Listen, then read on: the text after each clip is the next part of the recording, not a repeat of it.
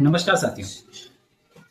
बांग्लादेश में क्या कुछ हो रहा है इससे आप लोग भली भांति वाकिफ हैं, लेकिन उसका प्रभाव भारत के अंदर और खास करके जो राजनीतिक दल हैं, जो राजनीति करते हैं, वो किस प्रकार से इसको लेते हैं, आज उसी के बारे में विश्लेषण करने वाले हैं। साथ ही साथ उत्तर प्रदेश के मुख्यमंत्री योगी आदित्यनाथ जी ने जो आज विधानसभा के पटल पे बातें कही, उस बात को सुनना जरूरी है, क्योंकि कितना भी इसको विस्तार से समझाने की कोशिश कर लें, सबसे पहले योगी आदित्यनाथ ने क्या कुछ कहा उसको पहले आप सुनिए। बोलते नहीं, इसलिए मैं कह रहा हूं ना, देखो बांग्लादेश में एक दलित नौजवान को कैसे जला दिया गया। आप लोग गाजा पट्टी में होने वाले किसी भी उस पर आंसू बहाते हैं, लेकिन आपकी जबान से एक शब्द नहीं निकल रहा है, क्योंकि एक दलित नौजवान मारा गया बांग्लादेश में, और उस नौजवान के मरने पर आपकी जबान सूख चुकी है, क्योंकि आप उसको केवल वोट बैंक के रूप में इस्तेमाल करते हैं। ये राजनीति नहीं है पांडे जी, राजनीति नहीं है, ये वो सच्चाई है जो आपकी तुष्टीकरण की नीति है, जिसके कारण बांग्लादेश बना है। अगर बांग्लादेश पाकिस्तान नहीं बना होता, इस तरीके से हिंदू नहीं जलाया होता, और जलाता तो फिर उसकी क्या दुर्गति होती या वह भी जानता। ये सुरक्षा की गारंटी, वहां मारे जा रहे हैं हिंदू, आप लोग नहीं बोलेंगे। एक कैंडल मार्च निकाल के चलते हैं गांजा के मुद्दे को लेकर के, लेकिन पाकिस्तान और बांग्लादेश में हिंदू मारा जाता तो आपकी मुंह बंद हो जाते हैं, क्योंकि मरने वाला हिंदू है, दलित है, आप बोलेंगे नहीं, और यही सच्चाई है। निंदा प्रस्ताव पारित होना चाहिए, और ये प्रस्ताव नेता विरोधी दल की तरफ से आना चाहिए। इस घटना की हम भर्त्सना करते हैं, और बांग्लादेश सरकार को इस बात की चेतावनी देता हूं, इसीलिए हम कह रहे हैं नोट करना, ये चीजें होनी चाहिए, और हमारा भी प्रयास होना चाहिए। जब बांग्लादेशी को यहां से निकालेंगे और रोहिंग्या को यहां से बाहर का रास्ता दिखाएंगे, तो उनके समर्थन में मत आना, क्योंकि उनमें से बहुत सारे लोगों के वोट आपने बनवाए हैं, उनके बहुत सारे लोगों के लिए आधार भी बनवाने का पाप किया है आप लोगों ने। इसलिए इन चीजों को ध्यान में रखना, और एक एक चीज की स्क्रीनिंग बहुत प्रभावी कार्रवाई करेंगे।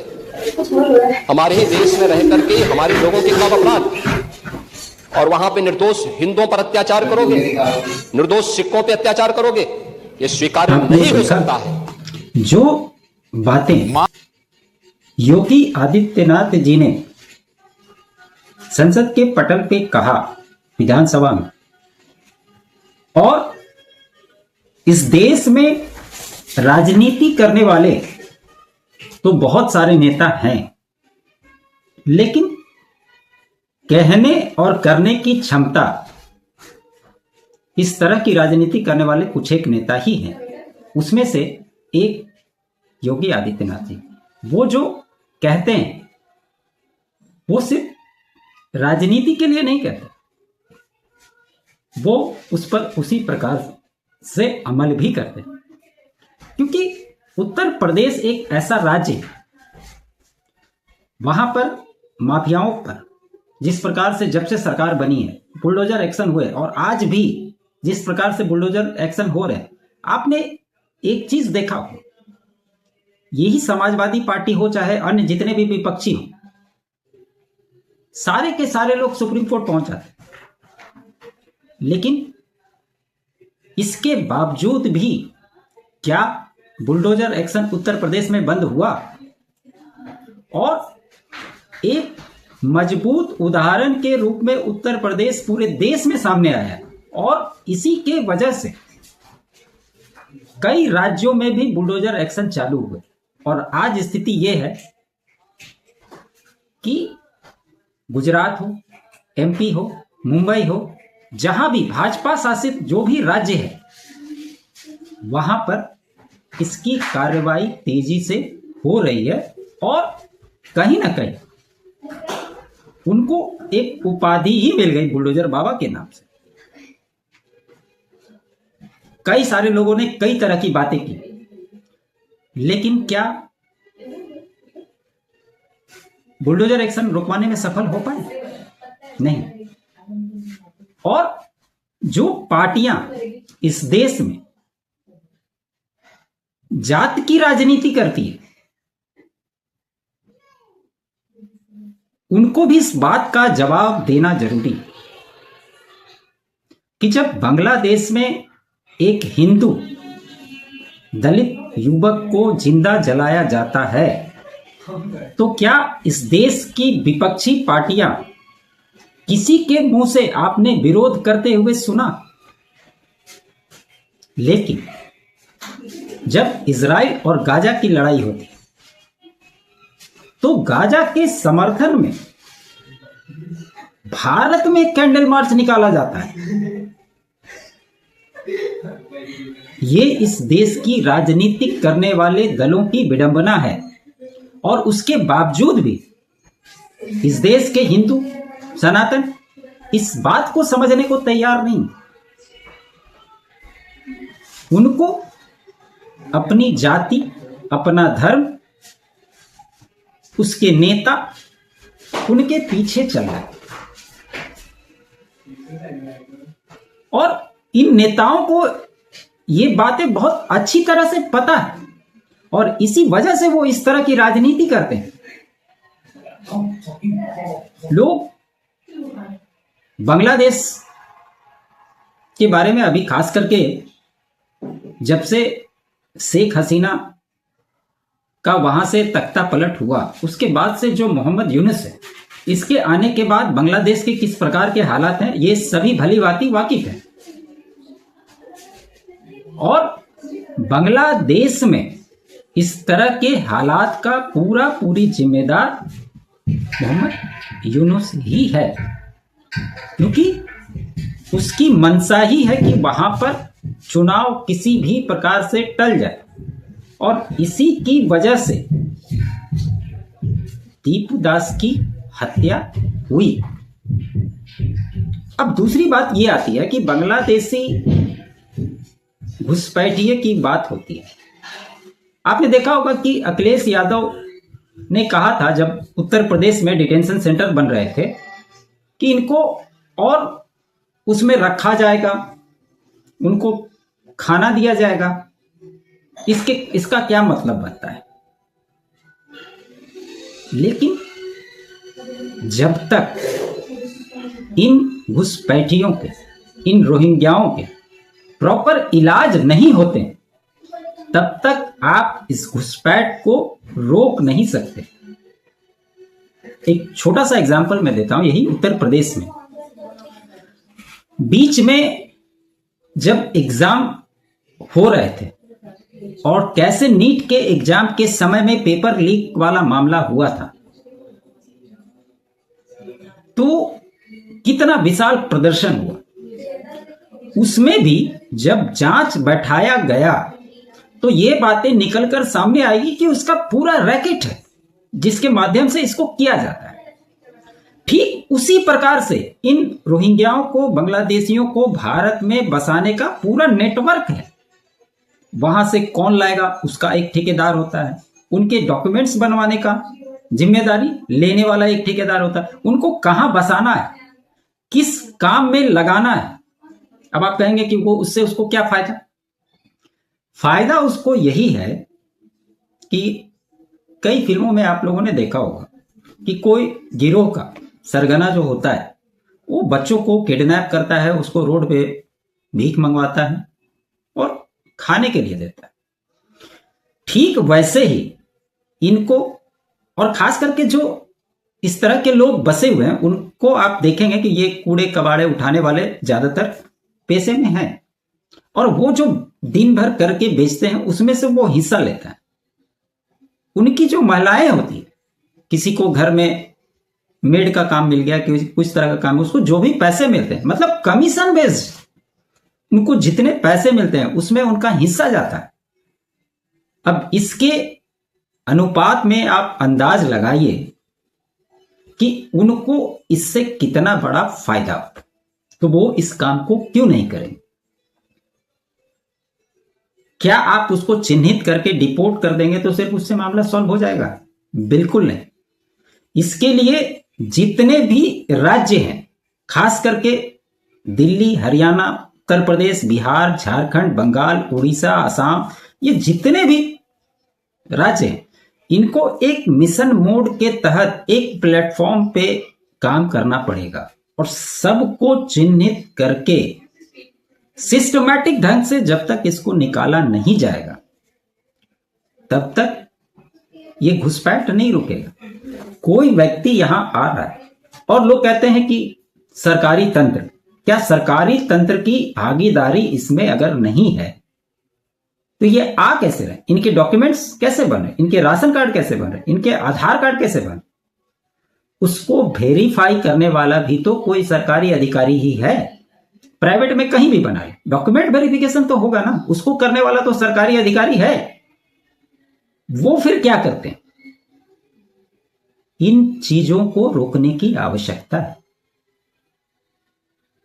आप सत्ता में हैं, आप कह रहे हैं, कर रहे हैं, सब कुछ ठीक है, लेकिन निचले स्तर पर जो इसमें जुड़े हुए हैं, इनका जो गिरोह है, उसकी कमर जब तक नहीं टूटेगी तब तक आप इसको कैसे रोक पाएंगे? इसके अलावा जो समाजवादी पार्टी पीडीए का नारा देती है, पिछड़ा, दलित, अल्पसंख्यक, तो डी जो है वो सिर्फ दिखाने के लिए ही है। लेकिन जब यही बात तो योगी आदित्यनाथ जी ने कहा कि दलित हिंदू की जब बात होती है तो आपके मुंह में दही जम जाता, एक शब्द नहीं निकलता। आपको याद होगा लोकसभा सत्र के दौरान यही प्रियंका वाड्रा फिलिस्तीन का बैग टांगकर संसद में आती है। यही ओवैसी जब शपथ लेता है तो जय फिलिस्तीन बोलता है। तो इस तरह के मानसिकता के लोग जब अपने देश में रहेंगे, इनकी कार्यशैली को समझना बहुत आवश्यक है। आज विदेशों में जाकर राहुल गांधी यहां के इलेक्शन प्रणाली को लेकर सवाल उठाते। क्या राहुल गांधी ने एक बार भी बांग्लादेश में क्या कुछ हो रहा है उसको लेकर एक भी बात बोलते हुए आपने सुना? मैं तो पूरे विपक्ष को बोलता हूं, आप राजनीति करते हैं, अच्छी बात है, लेकिन जिस प्रकार से लगातार देश की डेमोग्राफी चेंज हो रही है, इस पर भी सोचने की आवश्यकता है। क्योंकि खास करके जितने भी बॉर्डर से सटे हुए एरिया हैं, जितने भी गांव हैं, वहां पर मुस्लिमों की आबादी बढ़कर 50% से पार हो गई। कई सारे ऐसे गांव हैं जहां पे हिंदू माइनॉरिटीज में आ गए। कई जगह पे आपने देखा कि जब इनकी संख्या बढ़ी तो फ्राइडे की छुट्टी होने लगी स्कूल। ऐसा केस बिहार में भी हुआ था, लेकिन जब मामला संज्ञान में आया तब जाकर के यह बंद हुआ। तो इस तरह की कार्य प्रणाली भी स्टार्ट है। और जो रिपोर्ट्स आ रहे हैं, उसी रिपोर्ट में कहा गया है कि अभी देखिए मुंबई की स्थिति क्या है। 1961 में जहां पर मुस्लिम आबादी 8% था, वो आज बढ़कर के 21% पे पहुंच गया और 2030 तक वो 2051 तक कहा जा रहा है कि वो 30% के पार चला जाए। आसाम के मुख्यमंत्री हेमंता बिस्वा शर्मा ने इस बात को खुले मंच से कहा कि आने वाले दिनों में हिंदुओं और मुस्लिमों की आबादी इक्विवेलेंट हो जाएगी।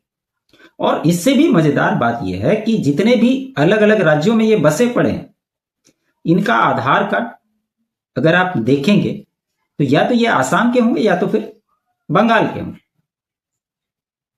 कई सारे ऐसे लोग हैं जो 30-30 सालों से 35-35 सालों से आकर के बस गए, उनके बच्चे यहाँ पे पैदा हुए, अच्छे से हिंदी बोलते, वो उनका आधार कार्ड है बंगाल का या आसाम का, लेकिन उनको ना असमिया बोलने के लिए आता है ना बंगाली बोलने के लिए आता है।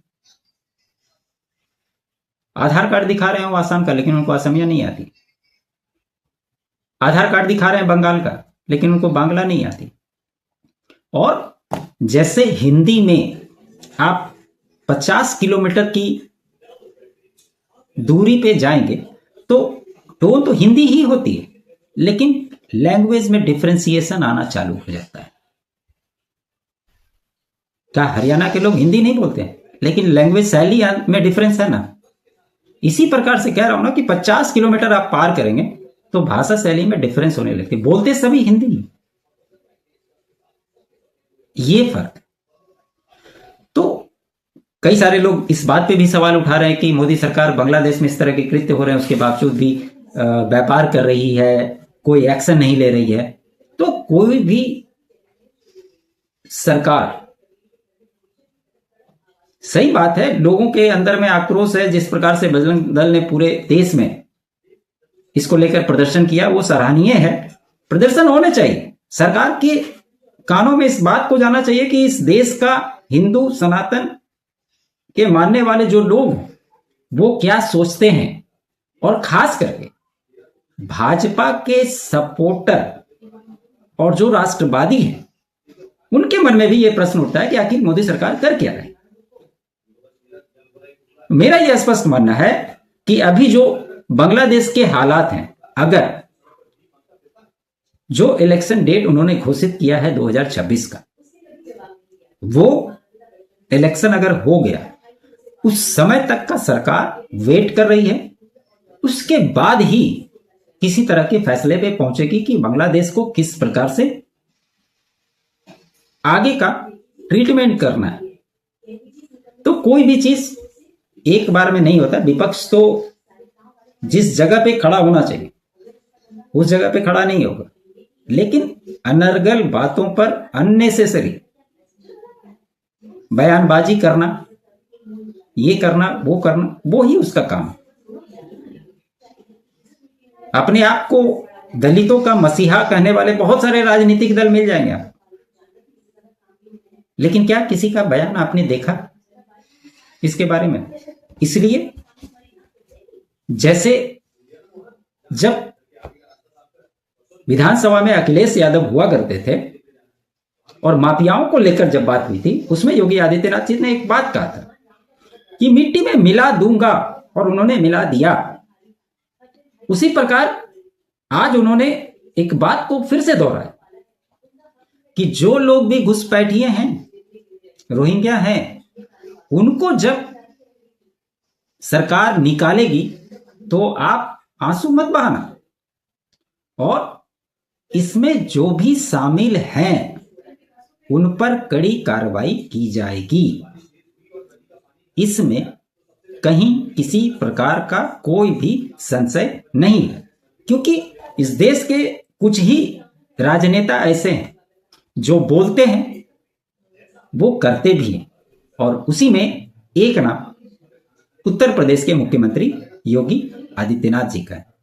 तो खबर यही थी दोस्तों। उम्मीद करता हूं मेरा ये विश्लेषण आपको अच्छा लगा होगा। अच्छा लगे तो लाइक जरूर कीजिएगा, अधिक से अधिक शेयर कीजिएगा। चैनल पे नए हैं तो चैनल को सब्सक्राइब कर लीजिएगा। आप सभी का बहुत बहुत धन्यवाद। जय हिंद, जय भारत, जय श्री राम।